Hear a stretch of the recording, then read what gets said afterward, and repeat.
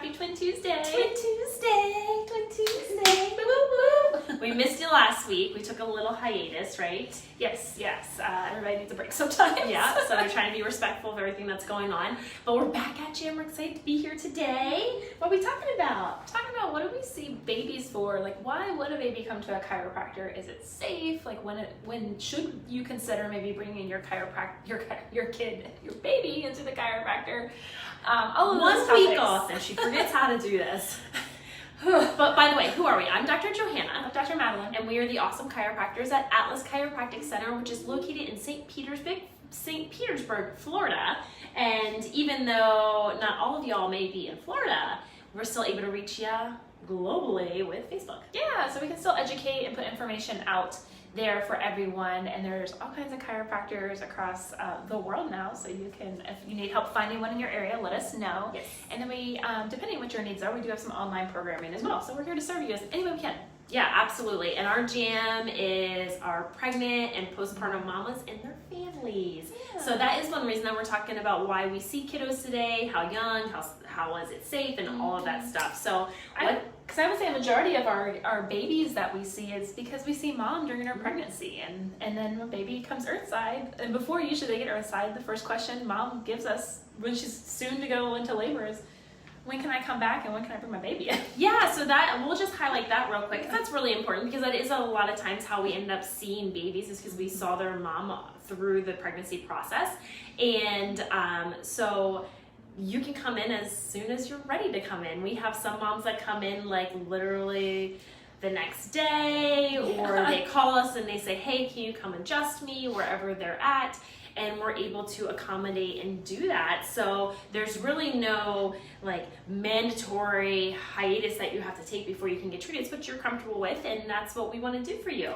100%, yeah. So we always say when you're comfortable, we don't rush you in, but what we do recommend is getting baby checked as soon as possible after birth. Yeah, and if you don't know, no matter how amazing and great the birthing process is and like the experience that the mom has and the baby has, it's a job. Like, it's still hard work. It's one of the hardest things I would say that as a woman that you would ever go through if you decide to have a baby.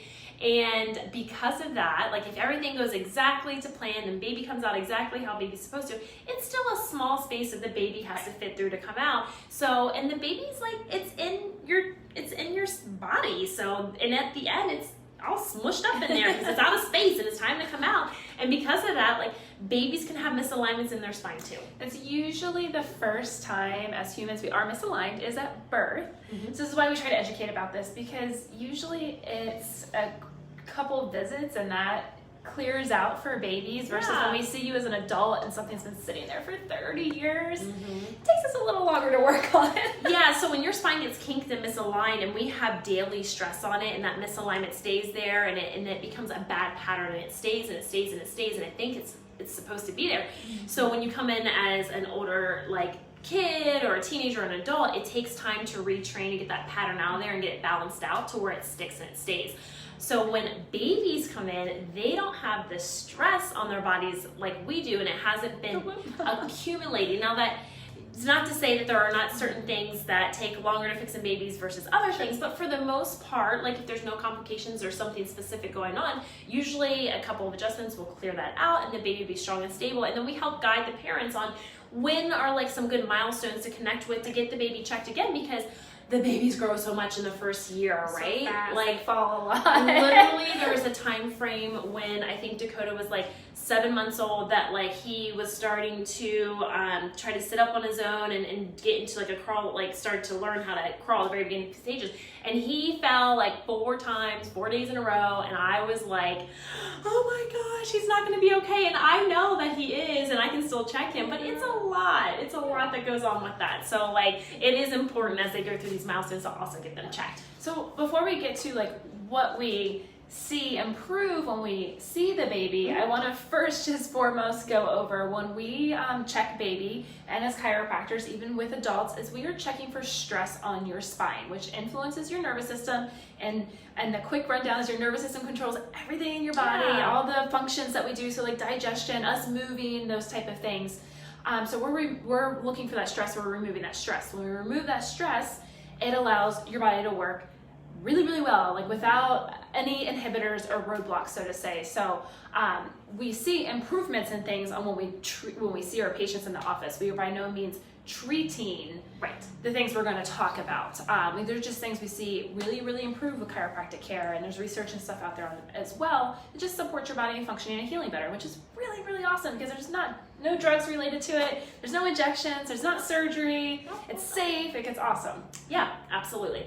So I would say probably the youngest baby I've ever checked has just been like a couple hours old, my baby included. So that's like such a special moment, and it is really good. And I think the other thing that we should hit on is that it is very safe and effective and gentle to adjust babies and kiddos. It's not the type of adjustments that you have typically seen on adults, like probably on your YouTube videos.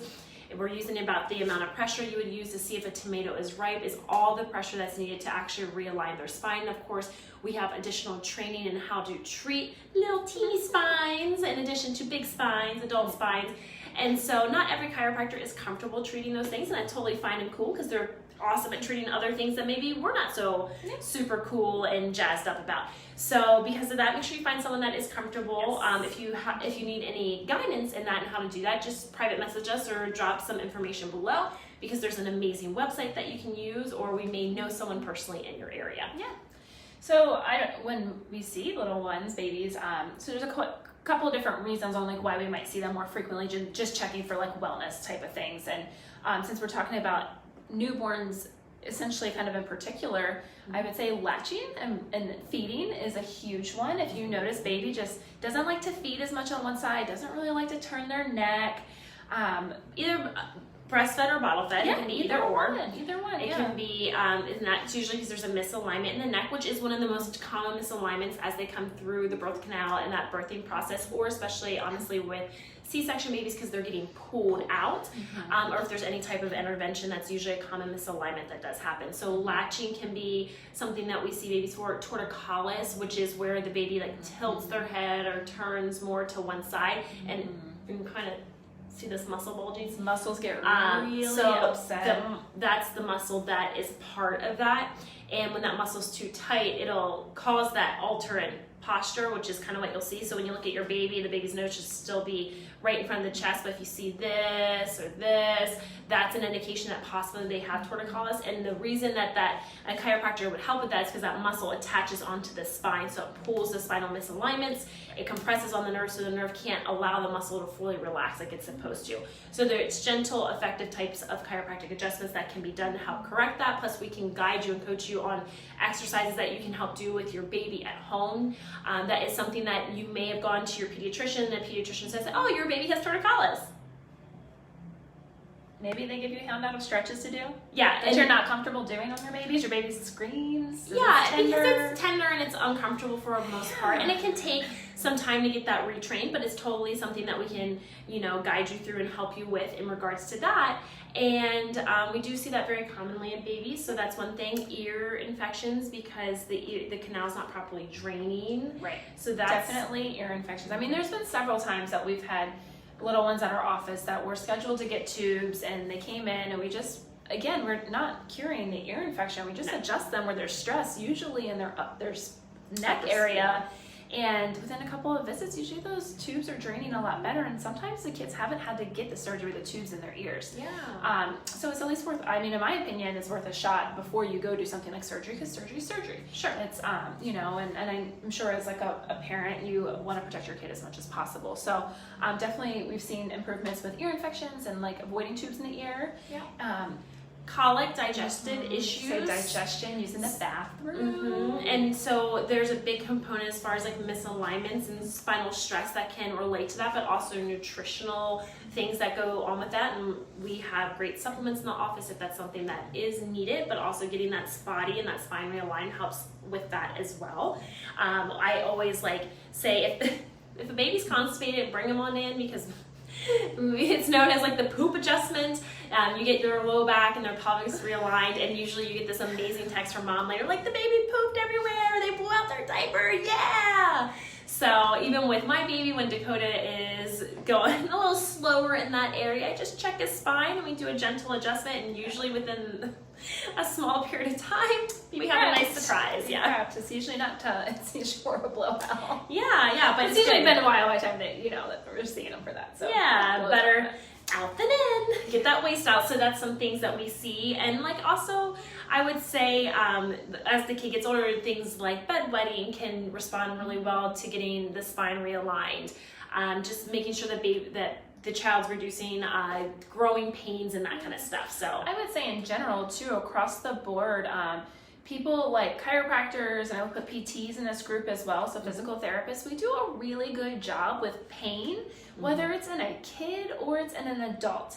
And I would say like a really good job where you don't have to use muscle relaxers and narcotics or like pain medication to deal with this. Whereas sometimes if you're going to your pediatrician or you're going to your primary doctor, they're just giving you those options because they don't really know how to help you outside of a medication standpoint on that. But we're really good at that. And it's, I would say, typically we've learned like it's unusual for kids to have pain like that, but we're seeing a more increase in headaches and neck pain and upper back pain with the increase in technology usage as well. So we do see kids for that, and well, I think that's important to note too, because like I think a lot of times with adults, like they don't think as much like, oh, whatever, I have to take a Tylenol or an Advil or a muscle relaxer. Right. But a lot of people do not want to resort to that stuff for their little kids. And no matter if that's how you feel for your kids or for yourself, chiropractic, PT, different types of therapies can make a huge difference with that. So if you are looking for some alternatives, definitely seek someone out and get a consultation and see if it's something that you can get help with.